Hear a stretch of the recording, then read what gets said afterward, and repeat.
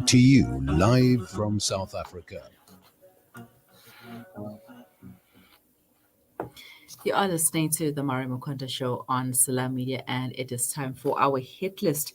Today features 25-year-old Sinenhlanhla Pascarra Mthembu, who is the founder and director of Pascarra and Partners Incorporated, based in Durban, KwaZulu-Natal. She completed law school and started working with a law firm.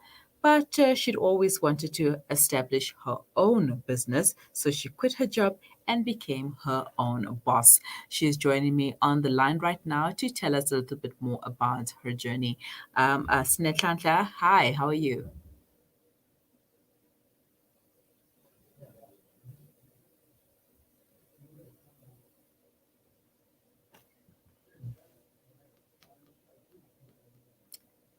Sinenhlanhla.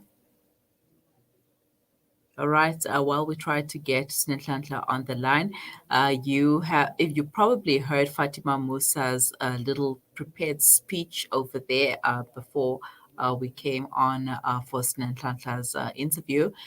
We will be playing other interviews for the other two participants so that you can vote for your favorite. And Yeah, guys, you vote for your favorite participant. Voting lines will be opening at 1 p.m. today and will be closing at 4 p.m. on Thursday. So make sure that you get your votes in for your favorite contestant. Take advantage of the Salam Media social media platforms.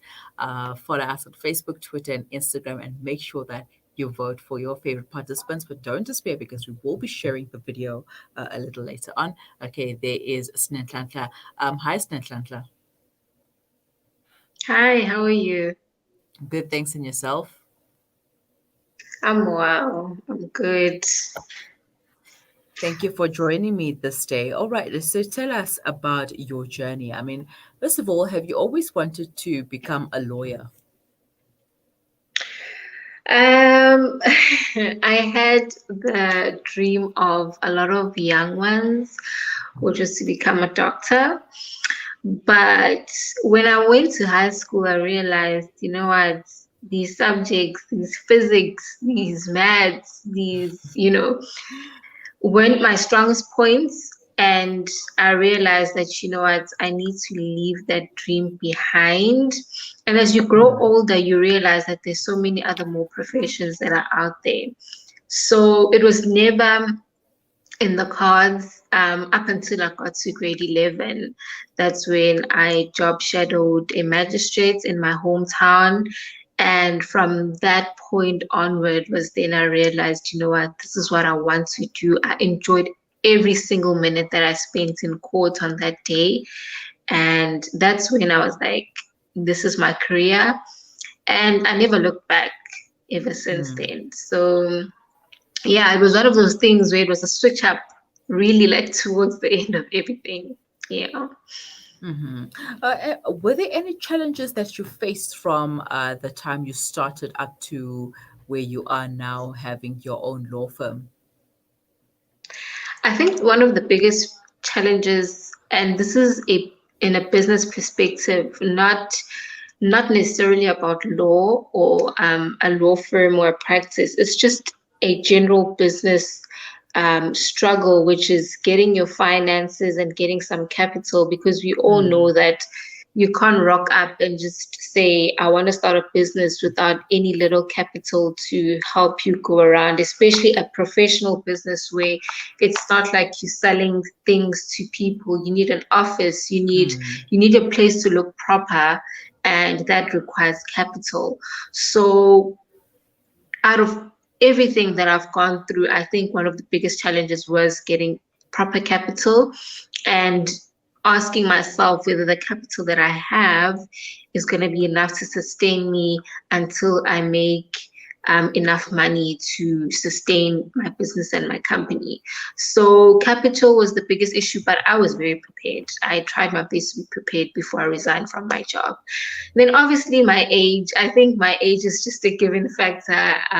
You're going to find people who are very curious about, she's so young, what is it that she know at 25 years old? But I've always proven a lot of people wrong. And COVID. Something that I never thought would affect me, but I started my firm few months before COVID hit South Africa.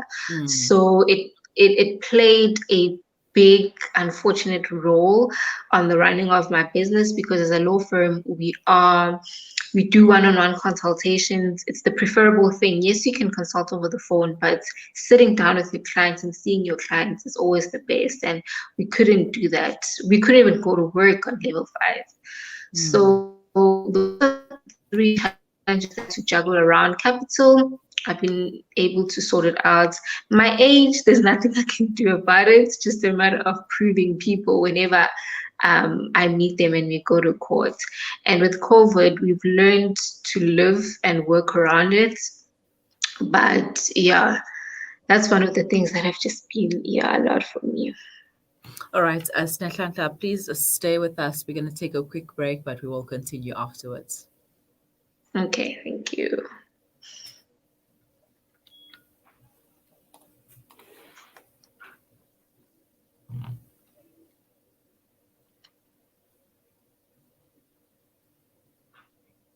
In 2014, the Al Imdad Foundation's Flour for Syria campaign has provided daily bread to these Syrians. For just 5,000 Rand, you can sponsor 1 ton of flour and ensure that 10,000 pita loaves are delivered to desperate Syrian communities. Part donations are also accepted. Visit alimdad.com or call 0861 786 243 for more information. Shimmer, sparkle, captivate.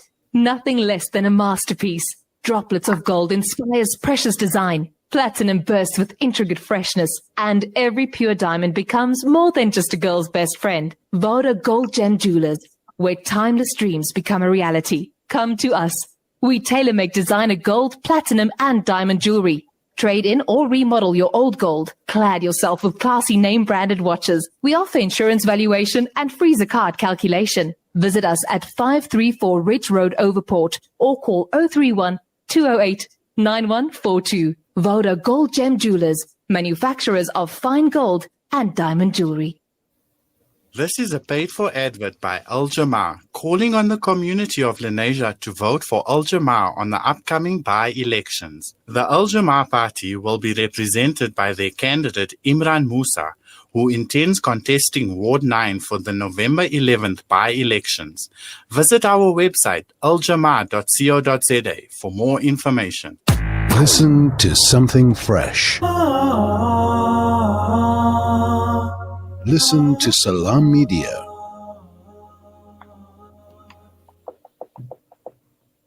Welcome back. You are listening to the Mari Mukonda Show on Salam Media, and on today's hit list, I'm chatting to Sinenhlanhla Pascarra Mthembu, who is the founder and director of Pascarra and Partners Incorporated, based in Durban. That is a law firm, and she started the law firm. She started her business. She launched her business this year, February, and of course, it has been quite challenging, especially with the advent of COVID-19 coming to South Africa and the rest of the world. But there's nothing we could do about it except adapt. It's the new normal, as people are calling it nowadays. Anyways, Sinenhlanhla, thank you for staying on the line with me. What law does your firm focus on? Okay, so I do a lot of civil. Reasons are for me not doing criminal work is I did a lot of criminal work when I was still employed, because I was employed for 2.5 years. And I think it's also the best time as a candidate before you get admitted to realize where you want to go and what you want to focus on, because you get taught every law there is, but it's up to you to then decide what it is that you want to do. So I appreciated the time that I had at the law firm I was working in, because it made me realize what it is that I don't want to do, which was criminal work. I practiced it, but I realized no. So I focus more on civil, which will be anything that's between you and that is not including the state. So divorce, deceased estates, wills, drafting of any contracts, motor vehicle collisions, anything that's between two parties, I'm able to do, and I do in my firm. Anything that's between you and the states, I'm not willing to take up, unless obviously we're dealing more of family maintenance. Sometimes the state may be involved there, but I focus more on civil matters than criminal law. Yeah. Drafting All of right. contracts, anything that's civil related, I've mastered, and yeah. So, do you think there are equal opportunities for young Black women in South Africa when it comes to the law industry? I think now there is, but Mm. it's still not where we would like it to be. There's a lot of things that I can pinpoint and point out, and talking from personal experience as well is you still find that male attorneys or advocates will definitely be getting paid more, in as much as they're trying to bridge that gap. You still find it in certain law firms because as a woman, you're still not considered as somebody who can do the same job as a male colleague. And I think one of the things that we can try do with this generation and going forward is when we have kids, we need to teach our boy children that your sister or your colleague or your classmate who is a girl or a female can do exactly what you can do, right? Which means that as the generation goes up, it's already instilled in males that we cannot be looking down upon females. So yes, the opportunities are there, but you still find here and there some companies are still more, leaning towards our male colleagues, which is unfortunate. And one of the every time I get a platform to speak about my story, I always encourage my females and my ladies that let's push through, guys. We are the future, and we need to balance everything out. Yeah. As best as we can, but we will continue to fight for our place at the table. All right, we have a game that we play. It's called Quick Fire. I'm going to ask you 5 questions and you need to answer them as quickly as possible. So, are you ready? Okay. Ready. Okay, if you were the president, who would be your deputy? My mother. What would your top priority be as the president? Health for everyone. Equal health for everyone. Equal health services for everyone. If you had a choice if you had to get a superpower, what would it be? To undo the past. What is your favorite book? Unbecoming. Yes, Unbecoming. And name 3 people or organizations that we should follow on social media. A Black Lawyers Association, myself,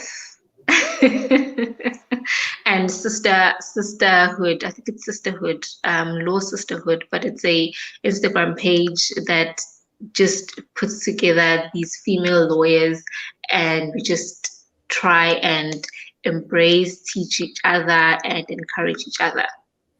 Wow, that sounds like a nice platform. I think we should do something like that for women in media as well. All right. You answered all the questions, so kudos to you.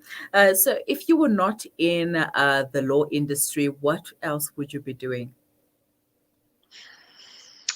I think I'd become a doctor. I'd go back to becoming a doctor because I think it's one of those dreams where in my next life, it's something I want to fulfill. And besides the status that it comes with, I just think it's rewarding, just like the position that I'm in right now. Every time I do a matter and my clients are happy, it just, besides the amount of money that they pay me, and the bill that they pay me, it's so rewarding. And you sleep at night knowing that I did it, I did this. So I think it's the same feeling that you get when you're a doctor. So anything and everything that rewards me inside for me is a no-brainer. Mhm. Well, I almost thought you were going to say that you would be a beauty blogger or makeup artist, because I mean, that is what you do as well, right? It is. And a lot of questions have come about how I balance and how I do everything. I didn't want to mention that because it's something I'm already doing, and it's something that I know if I put my mind and effort into it, it's gonna flourish. So I didn't want to mention because I'm already doing it. But yeah, it's one of the things that I'm doing. It's a passion. It's something that's gets me off and out of law when I want to get out. And it's a safe place for me to just embrace every single aspect of Usne and not Sinenhlanhla Mthembu. So it's my love for content creating, beauty, makeup, fashion, and it's something that I do try to balance out with my professional my professional aspect of my life. Yeah. Mm. Okay. And what advice would you like to give to our viewers and listeners? So I've always said, go for it. Whatever it is, just to go for it. Obviously, you need to take your calculated risks because you don't Mhm. want to go into something that's not gonna, reward you, or Yeah. you haven't taken the risk factors into. So I also want to encourage everybody that nobody did say it was going to be easy, but giving up is not an option. I Mhm. believe in fighting. You fight to survive, you fight to make it, you fight to have a seat at the table, or you fight to create your own table to have people sitting on that table with you. So it's not going to be easy, but giving up is definitely not an option. So my ladies of color, let's show them. Let's show them that it's possible. And yeah, yeah. Well, thank you so much for your time, Sinenhlanhla, and good luck with your business and everything. And have a wonderful day. Thank you so much for having me. Thank you for the invite. It's a pleasure. Right, that was Sinenhlanhla Mthembu, a 25-year-old founder and director of Pascarra and Partners Incorporated, based in Durban. She focuses on family law, and you can find her on social media if you would like to know more, and if you are in Durban as well. All right, it is 12:27 on this third day of November 2020. We are going to take a break, and when we come back, we have Hussein Duma, who is the winner of week 3 of the SM and Kwantu competition.